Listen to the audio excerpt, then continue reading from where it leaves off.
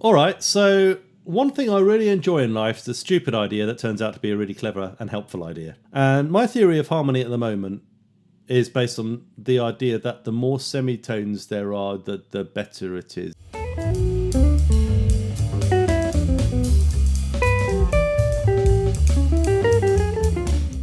Okay, so I don't really know where this idea comes from. I'm assuming it might have something to do with Heinrich Schenker. I don't know. But this is the idea that the human ear tends to pick up on connections that are stepwise. So even if I'm breaking things up, if I play like, a very simple idea would be like a G7 to C major move like that. If I break it up, you still hear the sense of the chord progression. Jazz changes playing relies on this sort of aspect. So if you're practicing your arpeggios and you're going, you're going to hear that progression, right? Because even though I'm breaking them up, they still sound like chords. But the thing that makes the chords move are these stepwise connections. That kind of thing, right? The only thing stronger than a step is a half step. And interestingly, you can almost sort of map a kind of evolution of harmony from 17th century to like jazz based on the number of semitones that we use. And this is where a lot of the chromatic harmony in jazz and also things like, Wagner comes from. It's just like, add more semitones, beef it up, beef it up, beef it up. Like, I don't know, sort of harmony addicts craving the next intense rush from resolving semitones. Right, so the major scale. I'm going to start with the major scale because, the scales are for pianists, but, here we are. Here's a scale, right. So how many semitones do we have in the C major scale? We have 2. Okay, so one's 4-3 and the other one's 7-1. Interestingly and weirdly, these were both known in the 18th century as, fa, mi, and mi, fa, for some reason, which I won't go into, which is what Bach was talking about when he said, music's all fa, mi, presumably mi, fa. He was really saying it's all in the semitones. This semitonage, if I just put that there, resolve like that, you can hear that right way we've got a 5-1 cadence. Very nicely expressed in 2 voices. Very nice. Okay. Now, if we take the minor key, the relative minor key, A minor, we have the same notes. But we run into a problem, which is that it doesn't really sound that great. It doesn't really kind of give the sense of A minor, at least that's what people thought back in the 16th, 17th century, whenever it was. So what we can do is we can take the G and raise it up by half step, and you have the harmonic minor, which has 3 semitones in, and is therefore better than the major. This is a true fact. Okay, so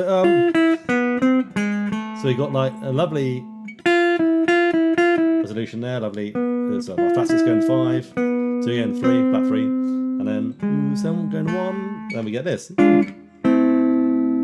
So that's established on minor key. Sometime in the 18th century, some bright spark, probably Mozart, started thinking to themselves, oh, but what if I put that nice little flat 6 from the harmonic minor into the major key? But it's the sort of thing you do in the B section of a minuet, right? And what we got here? Oh, it's an A flat. If I add that to a G7, you'll have G7 flat 9. Nice. This adds a bit of colour, but it also adds a bit of drama. Oh, the flat 6, is it going to resolve to the 5th? Yes, of course it is. Okay, so we got this kind of nice thing going on in the major key. Even at the same time, we got this. Oh, isn't that pretty? And of course, Barry Harris students will know that this is the note that we add to the major to get the lush major 6th diminished scale. And we can use to create what I think is actually basically quite 19th century Brahmsian or maybe Chopinesque type harmony. Not only that, but also very much that. Adds a bit of extra sort of grit and colour to the scale, so it's really useful. But on the other hand, you can also alter the 6 and turn it into a flat 6, which gives you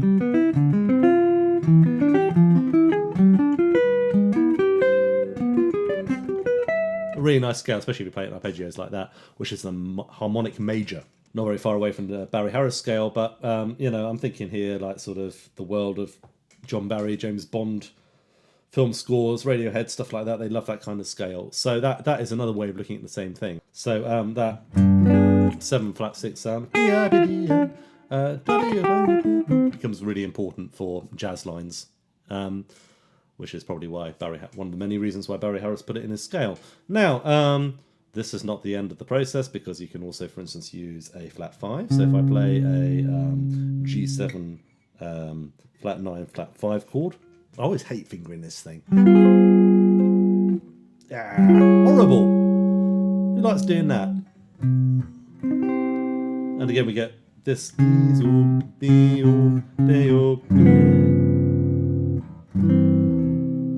This D flat going down to C, basically. Okay, so that's an extra. That's 4 semitones. But we can do better than that. We can play the tritone substitution. D flat 9. Now we get this fella, flat 13, if you're looking at it from the perspective of G, going up a semitone that way. This goes down, that goes up, this goes up, if we're playing a triad on the 1 chord. And this goes down, that goes down. So we've got that going on at the same time as this. That, right? Okay, so we get this. Oh, hello. The ear still perceives the semitone connections, even though we're breaking it into a melody. So, and then we do our.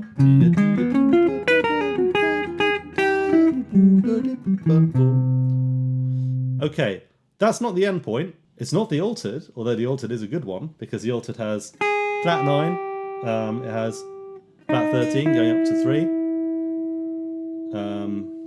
it has the third going up to 1, obviously, boring. It has also the sharp 9 going up to major 7th if you want it, which is my favourite resolution, by the way. And then it has the what's the other one? Flat 5 going to 1. Yeah, it's got a few semitones in that, but it doesn't have this one.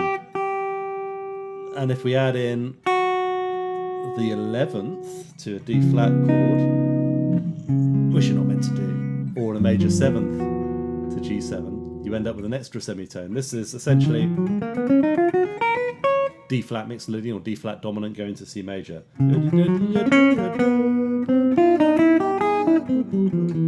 This has all the possible semitones in. It's got semitone going surrounding the 1, it's got semitone surrounding the 3, a semitone surrounding the 5, and you can go up to the major 7th if you want as well, either way. Okay, so it surrounds all the notes.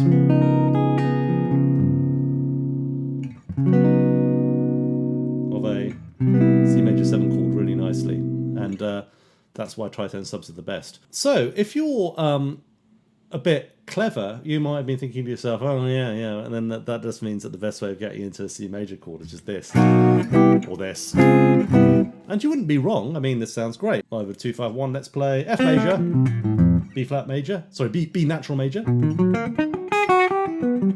C major. Yeah, that works great. Because even though this, you know, you might naively think that major 7th is a problem, it resolves beautifully because we can hear how the semitones connect to the next chord. I mean, Jacob Collier's made a career out of doing that, right? He does it with, you know, quarter tones or whatever. This is a logic which you can see, you know, in bass lines. You can see it in passing tone. You can see it by using chords. Often we might comp using these semitone slides and things. I think that's all pretty well known to the guitarist. But the idea of applying it maybe to systems of notes, which we can call voicings or scales, is perhaps a little less familiar, and I find it very useful.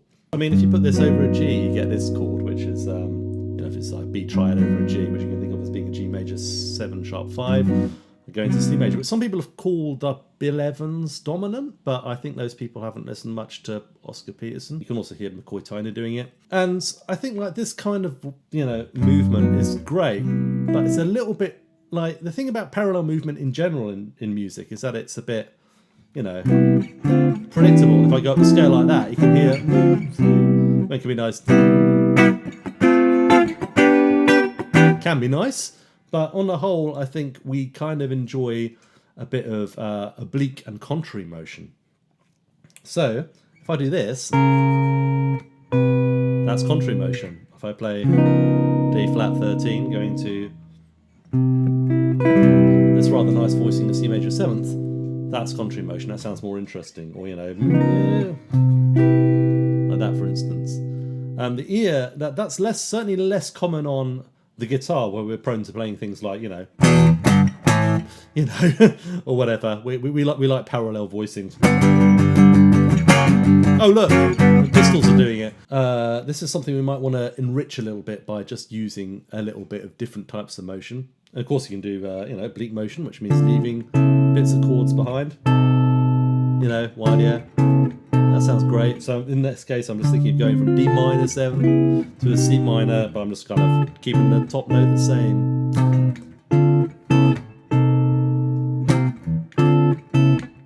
Sounds pretty hip, I like that. I might do a whole video about oblique and staggered motion because that's quite an interesting area.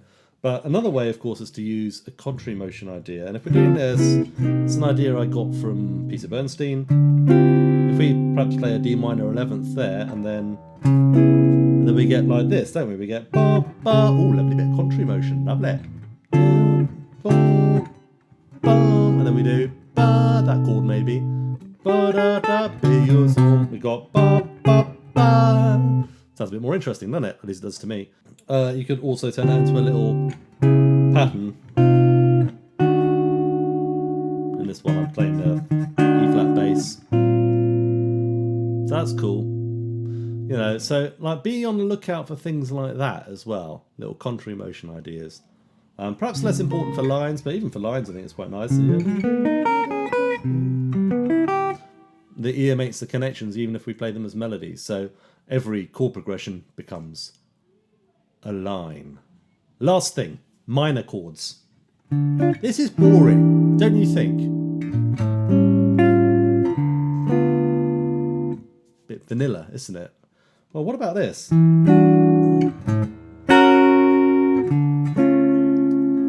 more interesting, right? So what we're playing there is a D minor, E minor 9, A13 flat 9, D minor major 7th, D minor 6 9. Okay?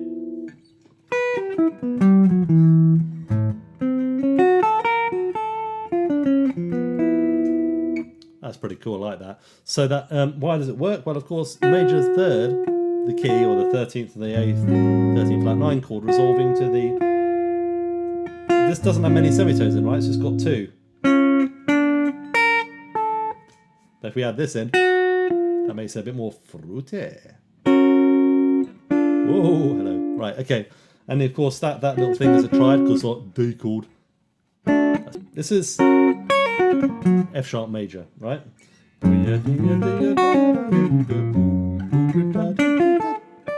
Would you think of going from F sharp major? Probably not. To D minor? Probably not. F sharp going to D minor. Very clever, because semitones.